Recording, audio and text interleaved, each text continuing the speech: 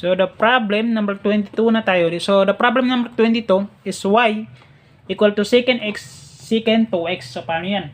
So, pag ganyan yung problem natin is magagamit naman tayo ng product rule. So, ang product rule po is UDB plus BDU. So, katulad po dun sa kanina, binigay ko yung formula. So, sundan nyo na lang yung formula. So, unahin natin. The derivative of y is y prime. Y prime. So, ito, u. Ano ba yung u mo? Sir, yung secant. Secant x. Tama po ba? Times the derivative of b. The derivative of secant 2x. Ang derivative ng secant is secant u tangent u. So, the derivative of secant 2x is secant 2x tangent 2x. Tama po ba? Then, after that, kinukuha po natin yung derivative ng function ng trigo. Ang function ng secant 2x is 2x. Ang derivative ng 2x is 2 using gen rule. So, 2 yung derivatives niya. Then, plus naman tayo by u times derivative of b plus b. Yung secant 2x times the derivative of u. Ang derivative ng u, ito na lang sa baba. Ang derivative ng u is secant x tangent x. Tama po ba? Kasi ang derivative ng secant x is secant x tangent x. So, yan. Simplify po natin. Ito, idugtong nyo dito. Yan, kadugtong nyo yan. So, simplify natin. Y prime is equivalent of what? Multiply natin ito. 2 times mo sa secant. Then, yung 2, imumultiply natin yan sa secant. Then, yung secant, imumultiply natin dito sa loob. Masundan ba tayo? So, ganun. Multiply mo muna yung 2 sa secant, magiging 2 secant x. 2 secant x, imumultiply mo naman siya sa secant 2x and tan 2x. So, magiging 2 secant x secant 2x and tangent 2x. Tama po ba? Tangent 2x yan. Tangent 2x. So, ano yung matira? Dito naman tayo. So, the derivative ng meron tayong 1 dito na natira kasi ang derivative ng nung dinerive natin ito is equivalent of secant x tan x. Tapos, derivative naman ng function ng trigo. So, 1 ang derivative ng x. So, yung 1, imumultiply natin yan dito kay secant 2x. Then, after that, yung secant 2x, imumultiply naman natin siya kay secant x tan x. Kaya, ang magiging sagot niya is secant, positive yung operation, positive secant x and secant 2x tangent x. Tama po ba? Tangent x yan. So, ganito lang yan. Ito, minultiply mo kay secant x, 2x. Then, nung nakuha mo yung secant 2x, imumultiply mo naman yung secant 2x sa secant x tangent x. Kaya ito yung lumabas, no? So, simplify natin. Ano yung next step natin? So, kailangan lang natin, mag-try tayo mag-factor. Baka may factor tayo dito. Y prime, i-factor natin yung, ano ba yung pa-factor natin? Yung secant x, secant 2x. Then, magiging what? Magiging dito, 2 tangent 2x and plus tangent x. So, ito na yung sagot ko. So, sir, bakit naging ganyan yung sagot nyo? So, pinactor out ko lang yung secant x and secant 2x kasi alam ko na common yung secant x and secant 2x. Kasi dito, tingnan natin dito. Dito may secant x dito. May secant 2x dito. Then, may operation na positive. So, dito meron tayong secant x and secant 2x. So, kapag yung secant x, secant 2x, minultiply natin sa 2 tangent x, magiging 2 secant x, secant 2x, tangent 2x. Yan po yan. So, kapag yung secant x, secant 2x, minultiply naman natin sa positive tangent x, magiging secant x, secant 2x, tangent x. So, ito na yung final answer sa problem number 22. So, the problem number 24 na tayo by even number. So, 24. So, y is equal to what? 1 plus tangent x all over 1 minus tangent x. So, yan. Pag ganyan yung problem natin, madali lang yan atakin. Paano natin ito atakin? Atakin lang natin yan by quotient rule, no? Yung formula natin na BDU minus UDB all over B squared. Tama po ba? So, ang b always nasa denominator yan. Ang u always nasa numerator. So, paano yan? Ano yung nauna sa formula? B po, sir. So, i-copy mo yung b dito. So, the derivative of y is y prime. So, y prime. Ano yung nauna sa formula? B po. So, ang b po, yung 1 minus tangent of x. Tangent of x yan.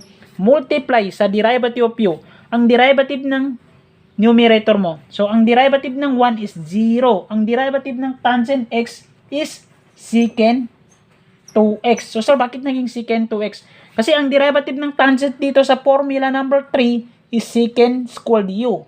So, ang derivative ng tangent x is secant 2x.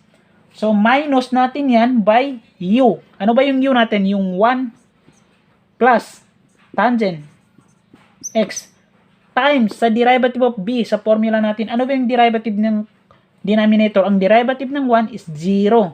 Ang derivative ng tangent x is what? Ang derivative ng tangent x is negative. Nasaan na yun? Nasaan na pa tayo? Ang derivative ng tangent x is, dahil negative ito, magiging negative secant siya. Negative secant squared x. Tama ba? So, all over b squared. So, ano yung b mo? Yung sa denominator. So, magiging 1 minus tangent x is squared lang yan. So, simplify po natin. So, simplify natin. Secant squared x times 1 is magiging y prime secant squared x. Tama ba? Secant squared x times tan is magiging negative secant. Kasi negative yung tan, di ba? Negative secant 2x tangent x. Tama. So, dito naman tayo. Negative secant squared x times negative is positive. Times 1. Magiging positive secant squared x. Tama po ba? So, negative secant squared x times negative is positive. Times positive tan x is magiging positive secant squared x tangent x. Tama po ba? So, all over natin yan by what? All over natin yan by b squared. So, all over daw by b squared. B squared 1 minus tan x over 1. So, yan. So, ito, makikita natin secant squared is positive. Then, negative naman dito. So, pwede natin tanggalin ito at ito. So, bakit nyo tinanggal? Kasi negative secant squared tan x to positive secant squared tan x. So, this is the imaginary coefficient of the trigo is 1. So, parang nag 1 minus 1 ka is equivalent of 0. So, ibig sabihin, magiging 0 yan pag kinumbahin mo. So, ang natira, yung secant squared and positive secant squared. Kaya, ang magiging ano nito, ang magiging sagot nito is secant squared plus secant squared is positive 2 secant squared. Dahil alam natin sa algebra na kapag yung variable daw is walang imaginary numbers, ibig sabihin meron ito imaginary coefficient na numbers which is yung 1. Pag yung inad mo yung 1 dito sa 1 dito, magiging 2. Kaya dalawang secant siya. So, all over na yan by 1 minus tan x squared. Tama ba? So, ano yung next step natin yun? So, ang next step natin dyan is punta natin sa unahan. Dahil hindi magkasya, burahin natin ito. So, medyo mahaba-haba. Burahin natin ito. So, i-pause nyo lang. Pag hindi nyo maintindihan, i-review nyo ulit. So, doon natin sa taas. So, yan. So, ang nakuha natin is 2. I-copy lang muna natin yung nakuha natin dito. Ang nakuha po natin dito is 2 secant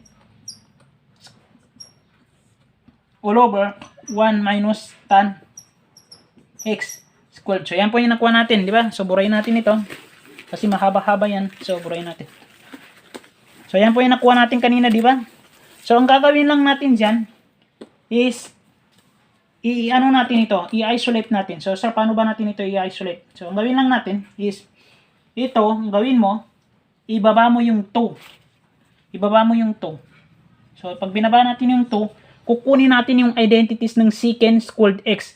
So, ano ba yung identities ng secant squared x? So, sir, ang identities ng secant squared x is reciprocal identities of 1 all over cosine squared x. So, sir, bakit may squared pa, sir? Kasi ang alam ko, sir, pag identities ng reciprocal yung secant is 1 over cosine. So, bakit ka naglagay ng squared? Naglagay tayo ng squared kasi may squared yung secant natin dito. So, kaya tayo naglagay ng squared sa cosine.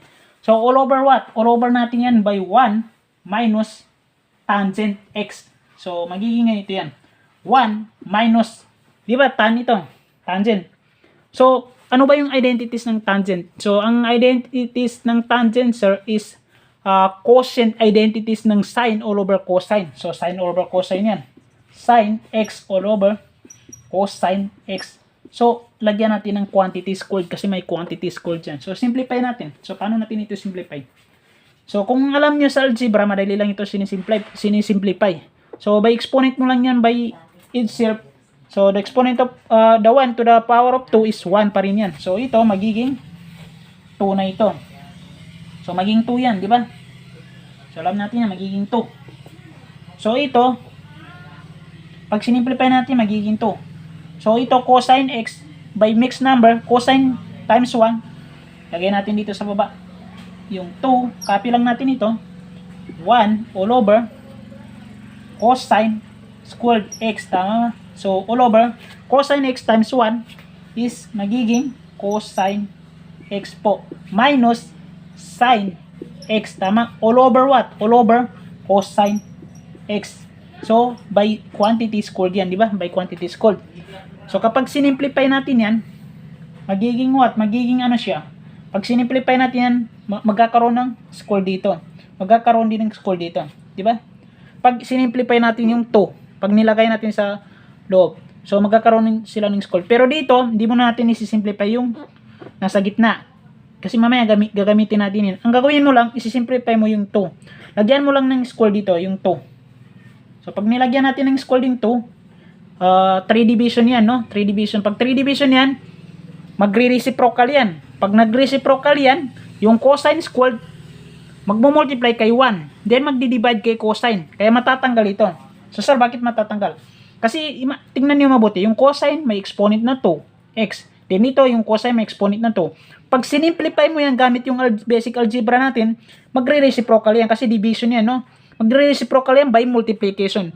Kapag nag-multiplication yan, nag-multiply yan kay 1, magdi-divide yung cosine squared kay cosine squared. Kaya matatanggal ito. So, para ka lang nag-divide ng 2 divide 2 is equivalent of 1. So, parang ganun yung nangyari. Kaya ang matira lang dito is yung 2. So, yung 2 yung matira dito. All over what? All over ito. Ito lang. So, all over niya kay cosine x minus sine x. Then, quantity squared. So, bakit may quantity squared? Kasi may quantity squared yan kanina. Pero dito, nagamit natin yung quantity squared nito.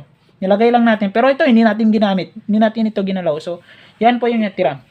So, after that, ano yung gagawin natin dyan, sir? So, ang gagawin lang natin dyan is isi-simplify natin. So, paano ba natin ito isi-simplify? So, kapag sinimplify natin yan, magiging, ano ito siya? Pag sinimplify mo yan, magiging cosine x to sine x is equivalent of what? Gagamit naman tayo ng identities, no? Pag sinimplify natin yung exponent niya, magiging 2 all over cosine 2x. Tama po ba? Cosine 2x. Pag ginamit natin yung identities nito. Kasi pag sinimplify natin, magkakaroon sila ng squared. Squared sila pareho. Pag magkaroon sila ng squared dyan pareho, pag kinumbine mo yan, magiging cosine 2x. So, 2 all over cosine 2x is identities yan ng reciprocal identities ng 2 secant 2x. So, ito na po yung final answer nito. Reciprocal identities nito is yung 2 secant 2x. So, yan po yung final answer sa problem number 22. 22 ba yan? Or 24? 24 pala. Tapos natin yung 22.